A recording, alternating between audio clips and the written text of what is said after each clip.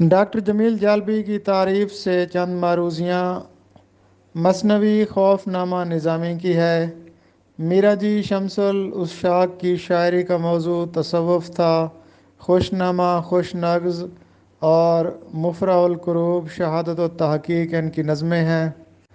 سید اشرف بیابانی کا دور حیات 1459 تا 1528 عیسوی تک ہے۔ سید اشرف شاہ بیابانی کی تصانیف میں لازم المبتدی، واحد باری، نوسرہار شامل ہیں اور ایک تصنیف قصہ آخر الزماں کا ذکر بھی ہے۔ لازم المبتدی 198 اشعار پر مشتمل ہے جس میں خواتین اور مرد کے مسائل کو بیان کیا گیا ہے۔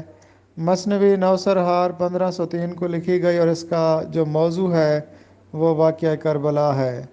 تاریخ فرشتہ محمد قاسم فرشتہ نے لکھی ہے۔ تذکرۃ الملوک رفیع الدین شیرازی کی تصنیف ہے۔ عادل شاہی دور کے اہم شعراء: برہان الدین جانم، شیخ داؤد، حکیم آتشی، مرزا محمد مقیم، عبدالسنتی، ملک خوشنود، رستمی، حسن شوقی، امین الدین آلہ، میرا جی خدانما، ہاشمی اور نصرتی ہیں۔ بہمنی دور میں شاہی زبان جو دفتر میں تھی وہ ہندی تھی۔